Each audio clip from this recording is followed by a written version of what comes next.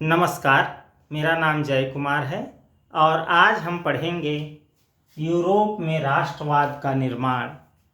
ये सीबीएसई पाठ्यक्रम के तहत कक्षा 10वीं इतिहास में रखा गया है।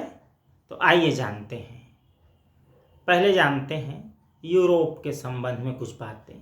जब हम यूरोप कहते हैं तब हमारे समक्ष मुख्य रूप से Germany, Italy, Switzerland, France, Spain, पुर्तगाल, ऑस्ट्रिया आदि देश आते हैं।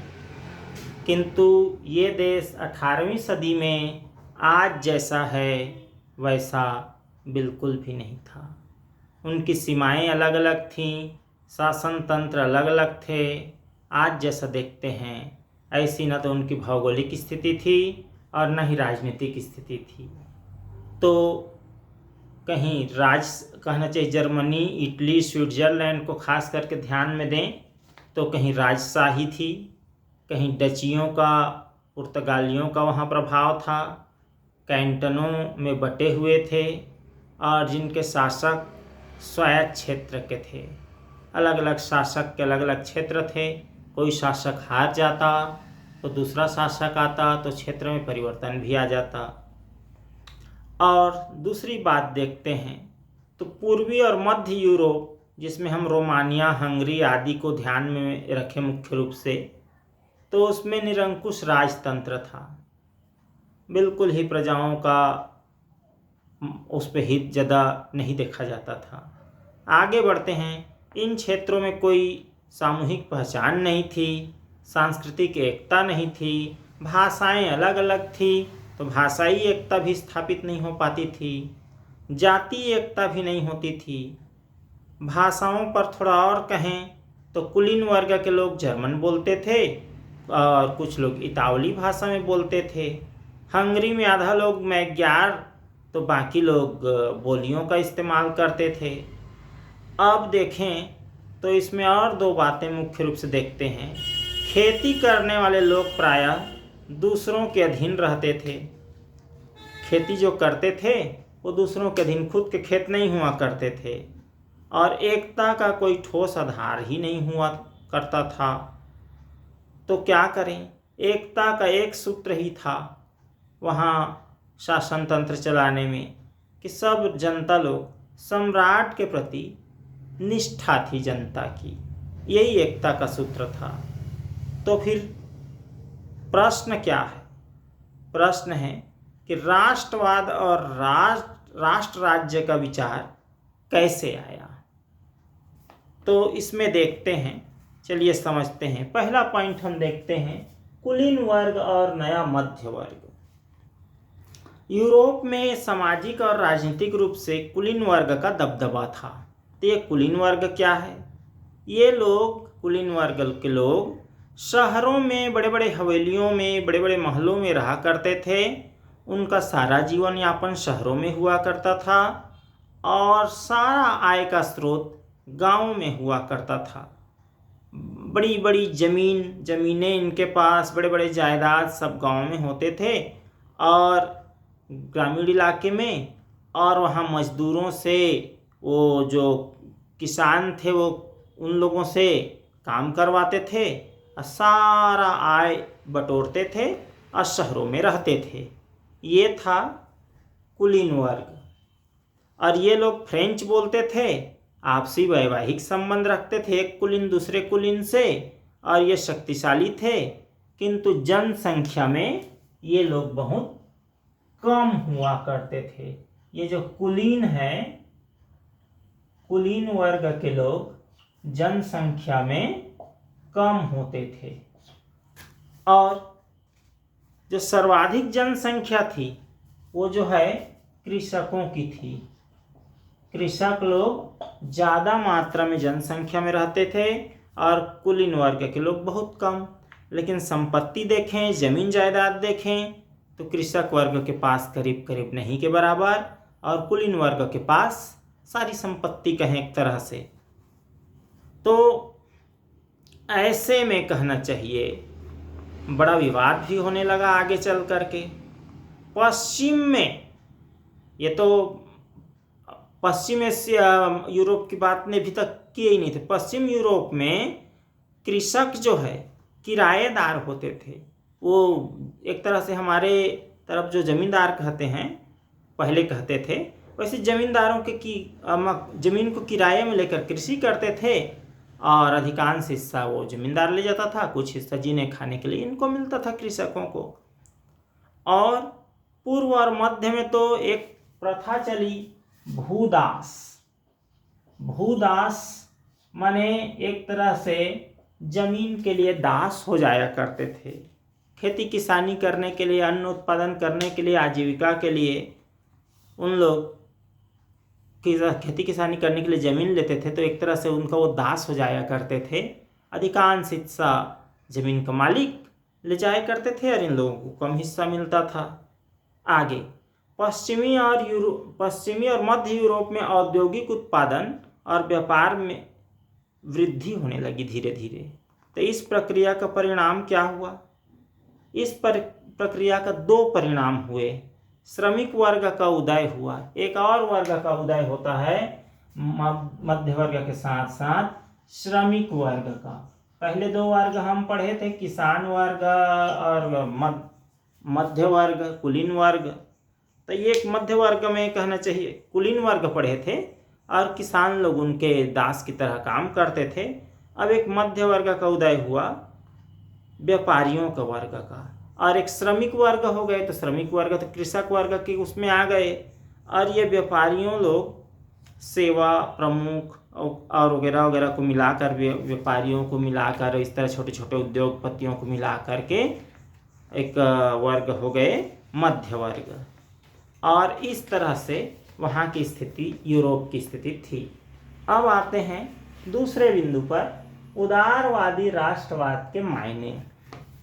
उदारवाद में कहें एक शब्द है लिबरिज्म, लेबरिज्म कहें, लैटिन भाषा का लिबर शब्द से बना है और जिसका अर्थ है आज़ाद, स्वतंत्रता। तो इसका मायने क्या हो? नए मध्य वर्ग के लोगों के लिए उदारवाद का अर्थ था व्यक्ति के लिए आज़ादी और कानून के समक्ष सबकी बराबरी हो। एक तरह से वर्तमान में जो लोकतंत्र में देख रहे हैं उसका उस समय कहना चाहिए इस तरह से कहा गया। ये लोग ऐसे सरकार पर बल देते थे जो सबकी सहमति पर बनी हो, मतलब आगे चलकर जो लोकतांत्रिक व्यवस्था बनी उसकी वहाँ बात होने लगी थी। वे चाहते थे, क्या चाहते थे? कई चीज़ें चाहते थे, लेकिन कुछ मुख्य, दो तीन मुख्य बातों को कहें तो एक तो निरंकुश और पादरी वर्ग के विशेषाधिकारों की समाप्ति चाहते थे। वहाँ की शासन व्यवस्था में पादरी वर्ग का इतना दखलंदाजी हुआ करता था और शासक निरंकुश हो जाते थे, ये दोनों को समाप्ति। और संविधान चाहते थे, संसदीय प्रतिनिधि हो ऐसा चाहते थे। और साथ ही साथ एक और ख़ास बात चाहते थे, निजी संपत्ति के स्वामित्व की अनिवार्यता। नहीं भाई, निजी संपत्ति रख सकते हैं, सब सामूहिक रूप से चलेंगे ऐसा कह रहे हैं तो सब संपत्ति बांट देंगे, ऐसा नहीं होनी चाहिए। तो क्यों?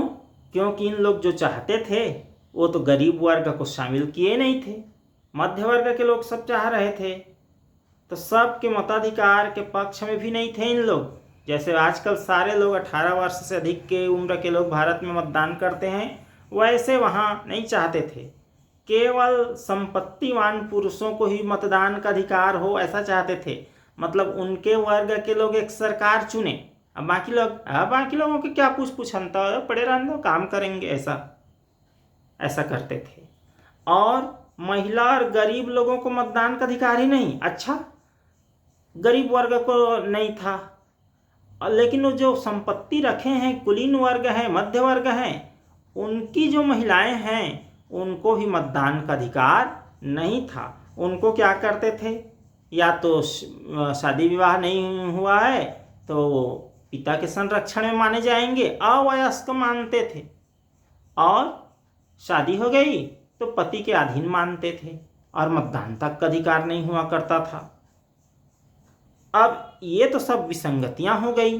अब ये ऐसी विसंगतियां रहेंगी तो आंदोलन तो होंगे, विद्रोह तो होंगे। आगे चलकर विद्रोह हुआ उदारवादी, लोग फिर क्या कहे, बाजार और क्या चाहते थे, बाजारों की मुक्ति चाहते थे, क्योंकि उन लोग व्यापारी वर्ग के लोग थे, छोटे छोटे उद्योगपति थे, मध्यम वर्ग के लोग, तो आवागमन शुल्क वगैरह है उसको नहीं हटाना चाहते थे और नहीं करना चाहते थे, और इस तरह से व्यापार में सुविधा हो, ये सब चाहते थे। लेकिन एक बात हम उल्लेख ना करें तो ये बात अधूरी रह जाएगी, और वो बात है नेपोलियन की बात। नेपोलियन ने अपने शासन तंत्र में बड़ा सुधार किया था, तो नेपोलियन की बात थोड़े से कर लेते हैं। और इन्होंने क्या क्या था, जब इनका शासन आया था तो इन्होंने 39 राज्यों का एक महासंघ बनाया था। कितने राज्यों का? 39 राज्यों का महासंघ। तो ये क्या है, इन्होंने छोटे छोटे राज्यों को जीत कर मिला लिया था और एक राज्य बनाया था। सबकी अपनी, अब देखो उस समय क्या था कि सब राज्य की अपनी अपनी मुद्राएं थी, अपने अपने नापतोल की प्रणाली थी, और उससे बड़ी परेशानी होती थी। व्यापार करने जा रहे हैं तो मान ले जाए जैसे हाथ में नापें, तो हाथ में जैसे अब मेरा हाथ जो है थोड़ा सा बड़ा है, किसी का हाथ थोड़ा इस तरह छोटा होगा, तो उसे माप में तो परेशानी होगी। अलग अलग नापने के तौलने की इकाई जो है अलग अलग हुआ करती थी, तो इससे काफ़ी परेशानी होती थी, और सीमा शुल्क हुआ करते थे। ये सबको कहना चाहिए नेपोलियन ने ख़त्म कर दिया और बहुत सारे सुधार लाए। ये 2 ही मुद्राओं को कहना चाहिए उसमें रखा गया, और बाकी मुद्राएं इसके पास ये मुद्रा, उसके पास वो मुद्रा, और सब में लेन देन में बड़ी दिक्कत होती थी, सबको ख़त्म किया। चलिए, इसको नेपोलियन को विस्तार से नहीं पढ़ना, इसलिए इसको यहीं रखते हैं। 1834 जो बाद में हुआ उसको भी थोड़ा से कर देते हैं कि क्रांतिकारी कदम एक आया, एक शुल्क संघ बना और उसका नाम है जाल्वे राइन।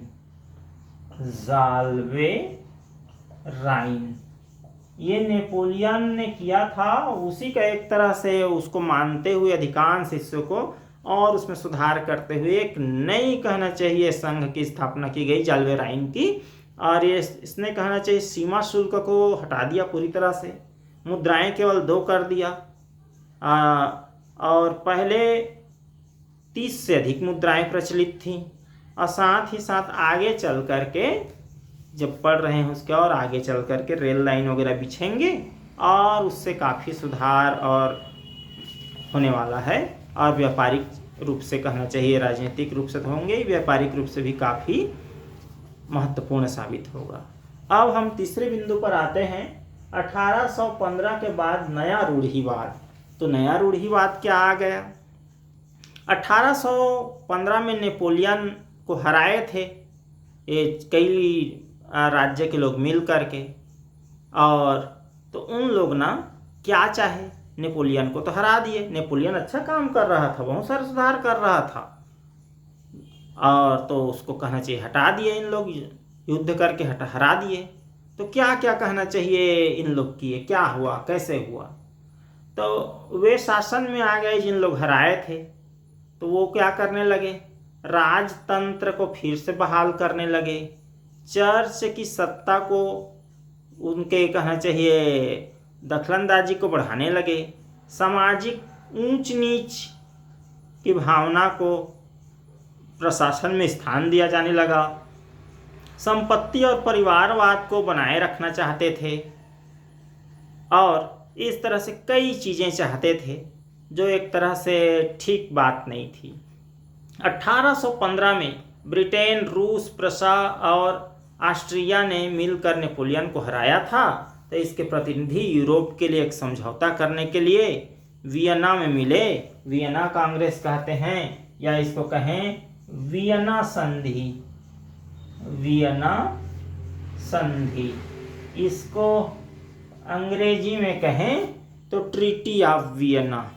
इसमें ये सारे देश के लोग, सारे प्रदेश, देश कहें उस समय के हिसाब से, आज के हिसाब से भी, तो सारे देश के लोग वहाँ संगठित हुए, और इनका एक ही मकसद था, नेपोलियन के सारे परिवर्तनों का खात्मा करना, ख़त्म कर दिए। बहुत सारे अच्छे अच्छे काम किए थे नेपोलियन ने, उसको भी इन लोग ख़त्म कर दिए।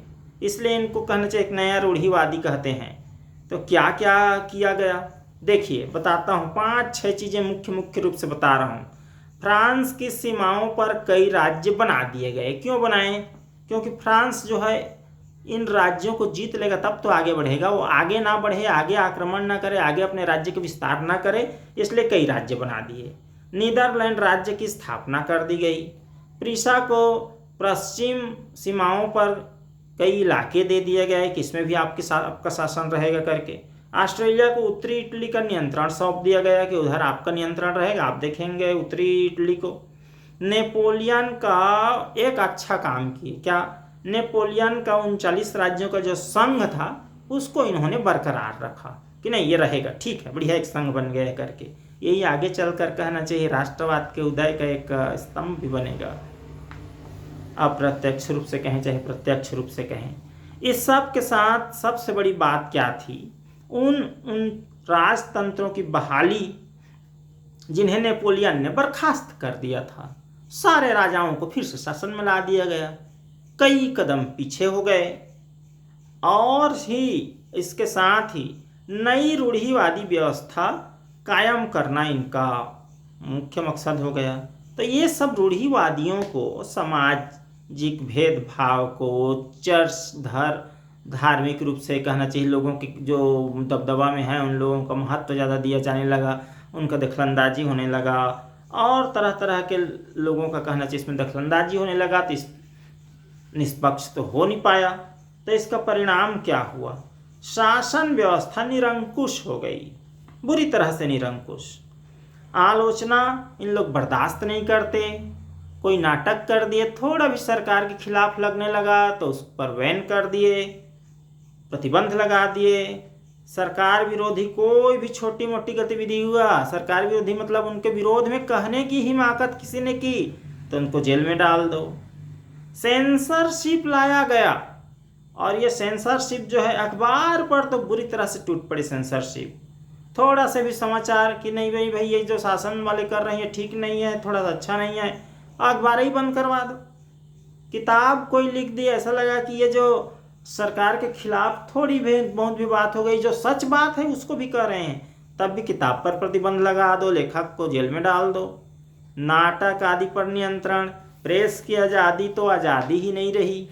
वो सरकार की प्रशंसा में छापें तो ठीक, नहीं छापे तो बंद। तो इन सब का परिणाम क्या हुआ? ऐसे तो नहीं चलता रहेगा। निरंकुश शासन को लोग बर्दाश्त नहीं करते रहेंगे, कभी ना कभी तो विद्रोह होगा। तो आगे अगला बिंदु जो है क्रांतिकारी परिवर्तन आया, और ये क्या है? 1815 के दमन ने, यानी नेपोलियन को हटाए थे और उसने उदारवादी राष्ट्रवादियों को भूमिगत कर दिया। ये जो उदारवादी थे, लिबरल लोग थे, ये भूमिगत हो गए। ये बाहर ज़्यादा बातचीत नहीं करने लगे, चुपचाप से अपने कहना चाहिए ज़मीनी स्तर पर बात करते रहे, प्रदर्शन नहीं किए बल्कि अपना काम करते रहे। इन क्रांतिकारियों को प्रशिक्षण देने लगे। तो कौन देने लगे? देखिए ये जो क्रांतिकारी लोग हैं, इन लोग वियना कांग्रेस का विरोध होने लगा, यानी वियना में जो समझौता हुआ था, रूढ़िवादी को फिर से लाए थे, राजवंश को फिर से लाए थे, उनका विरोध होने लगा और राष्ट्र राज्य की स्थापना की बात उठने लगी। इस बीच एक ऐसा व्यक्ति आया जिसने सब कुछ बदल दिया, उसको कहते हैं इटली का क्रांतिकारी जूसेपी मैत्सिनी। इनको जाने बिना ये सारा पाठ कहना चाहिए व्यर्थ है। तो ये है जूसेपी और मैत्सिनी।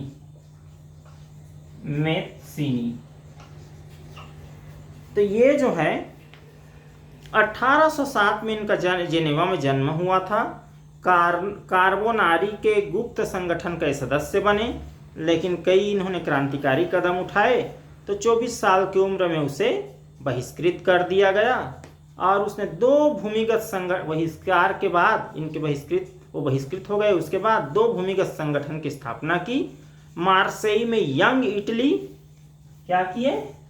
यंग इटली, एक यंग इटली, और दूसरा संगठन की स्थापना क्या की? बर्न में यंग यूरोप, और इसमें उन्होंने बूढ़े लोगों को नहीं लिया, इन्होंने बिल्कुल नौजवान वर्ग को लिया, गर्म खून वालों को लिया, जिनके ऊपर परिवर्तन ला करके क्रांति मचा सकते थे। इसके सदस्य बने इन लोग। और कौन कौन से देश के लोग बने? पोलैंड, फ्रांस, इटली और जर्मन राज्यों के समान विचारधारा के युवा इसमें खूब संख्या में जुड़े। और मैत्सिनी का कहना था कि इटली के छोटे छोटे राज्यों और प्रदेशों के पैबंदों की तरह नहीं रखा जा सकता, छोटे छोटे खंडों में नहीं रखा जा सकता, उसे जोड़कर व्यापक गठबंधन के अंदर एकीकृत गणतंत्र बनाना है। और ये काम इन्होंने बाहर प्रदर्शन कर करके नहीं, भूमिगत हो करके एक एक लोगों को समझा बुझा करके जमीनी स्तर पर सब करके किया। इसकी देखा देखी जर्मनी, फ्रांस, स्विट्जरलैंड और पोलैंड में भी इस तरह से गुप्त संगठन काम करने लगे और इन्होंने गुप्त संगठन कायम कर दिए। और इस तरह से अंततः मैत्सिनी सफल हुआ और रूढ़िवादियों की हार हुई और यूरोप में राष्ट्रवाद का निर्माण इस प्रकार से शुरू हुआ और आगे चल कर के राष्ट्रवाद का उदय होता है और राष्ट्रवाद अस्तित्व में आता है। तो आज के लिए इतना ही। आप सबको बहुत बहुत धन्यवाद। आपसे अनुरोध है कि देखें, शेयर करें, लाइक करें और चैनल को सब्सक्राइब